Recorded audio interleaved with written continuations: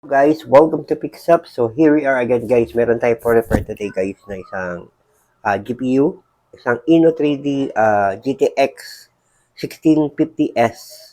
Complain ng customer dito guys, hindi daw nag-display. Pero nagpa-power on daw siya, umikot yung fan. Try natin guys. Power on. Hindi ikot nga yung fan. Display kaya. Display siya. Please power down and connect the PCIe power cable for this graphics card. Okay. So, ano kayo ibig sabihin yun, guys? So, try natin power off muna. Check natin. Guys, may display naman siya pero hindi enough yung power na pumapasok dito sa ating GPU. So, check na natin to guys. Check natin power on. Kung meron bang... Okay. Check natin to guys. Tignan sa multimeter. Kita nyo ba? DC tayo.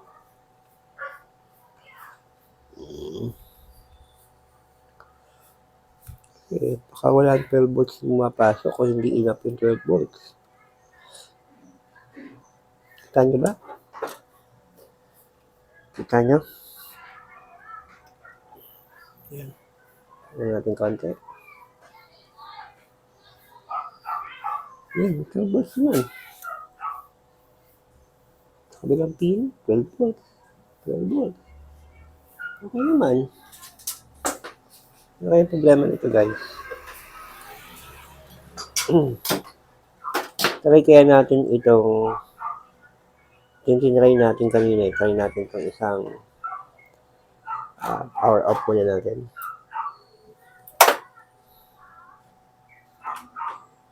Okay. Power on. Display ba?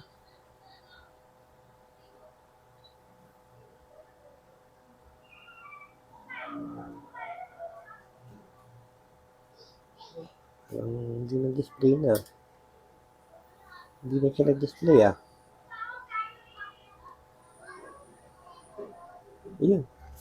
Yun pa rin. Please power down and connect the PCIe power cable for this graphics card. So, what happened? Ang problema guys. So, upon checking natin guys, okay naman to. Nagpo-provide siya o nagpo-produce siya ng 12 volts. So, ang problem nito guys, yung 12 volts dito sa 6 pin, sa external power 12 volts, hindi pumapasok dito. Hindi enough yung pumapasok dito yung power sa ating GPU. So, confirm naman tayo. May 12 volts tayo dito. Siguro ang problem talaga sa GPU. Check natin guys. Guys, try natin i-open. Check natin physically.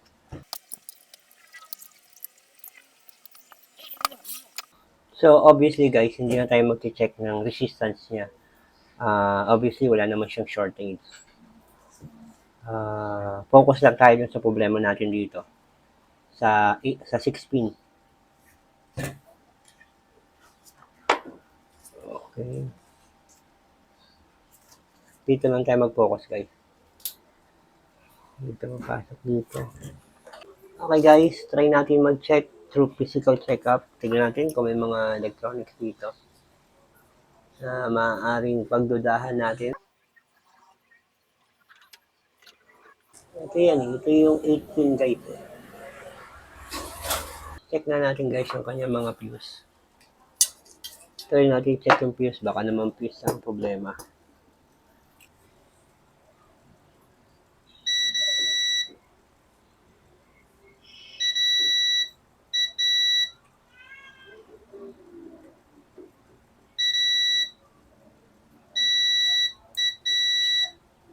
Okay naman.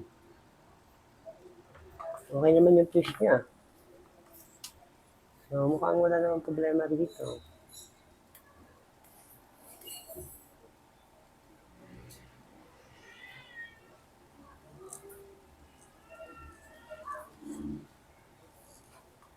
Mainis yung board niya eh.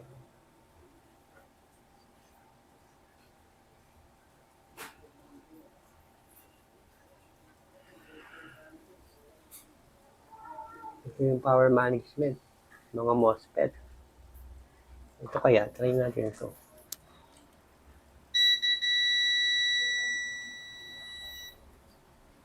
Nakita niyo ba ito ko?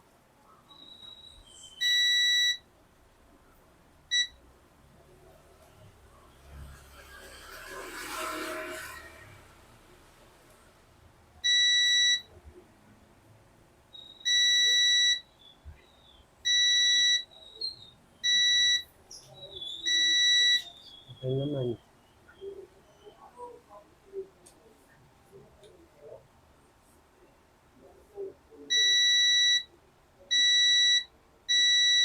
Ayun.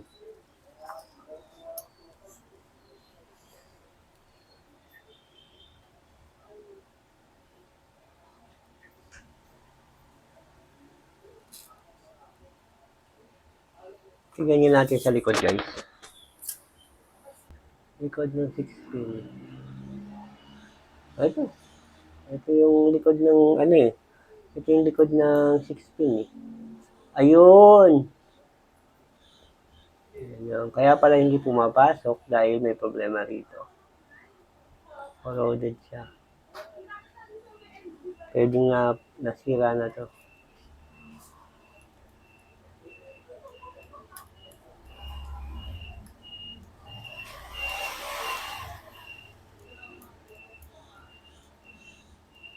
Inisan natin guys.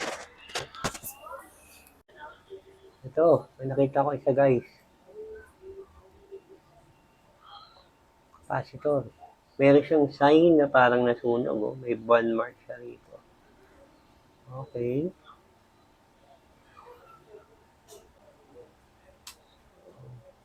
Ito pa.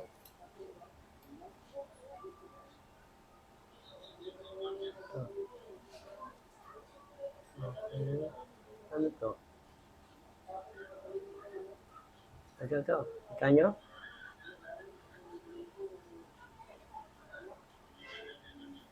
Try natin linisan guys.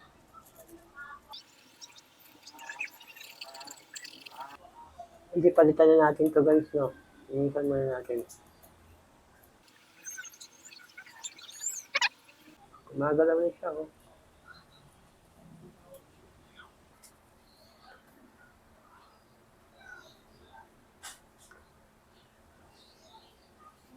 Tanggalin natin guys, tapos balik natin.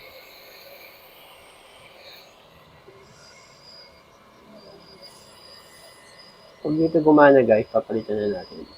Tanggalin muna natin.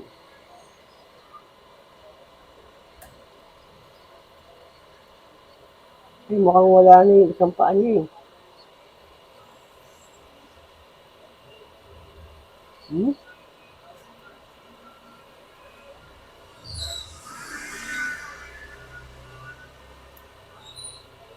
Mukhang wala na yung isang paa niya guys, oh.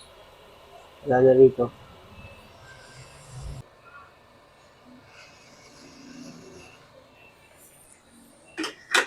Yan guys.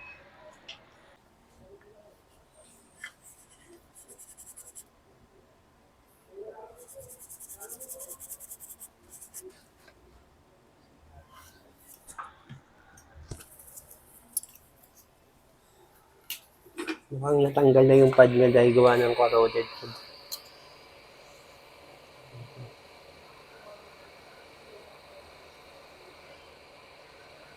Ito. Hindi siya kinakapitan ng ano.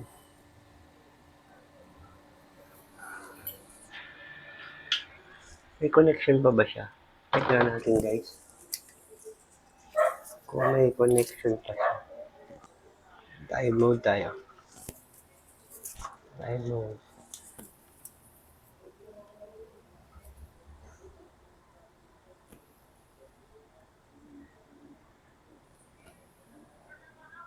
Okay, connected pa siya.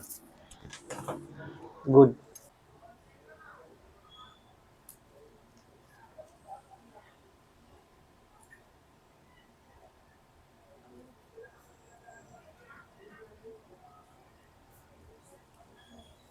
Okay.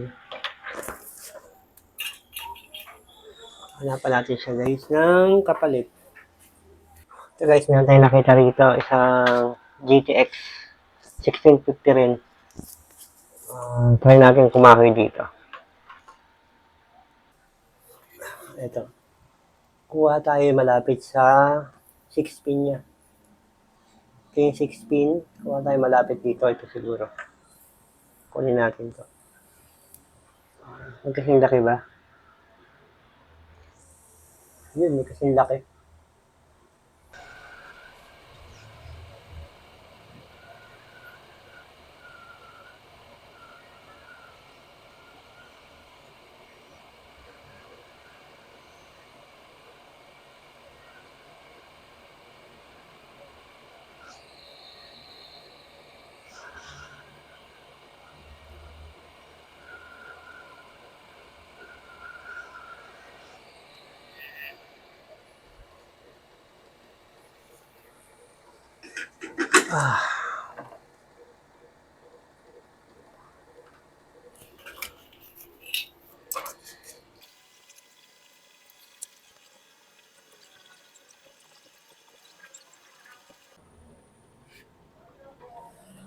Okay.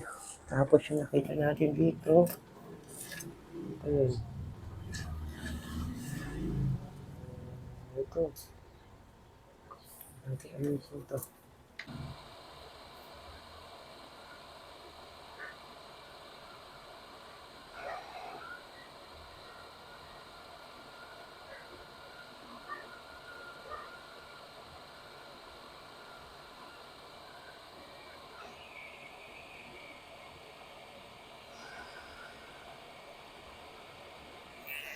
Okay.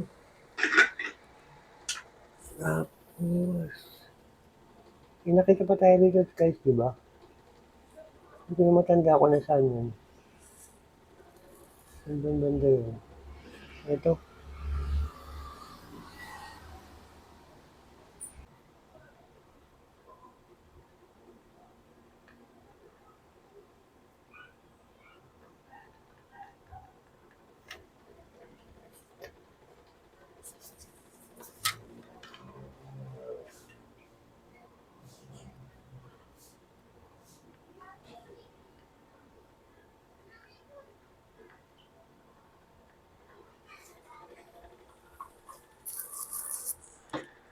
Okay guys, try natin linisan. Try natin linisan guys.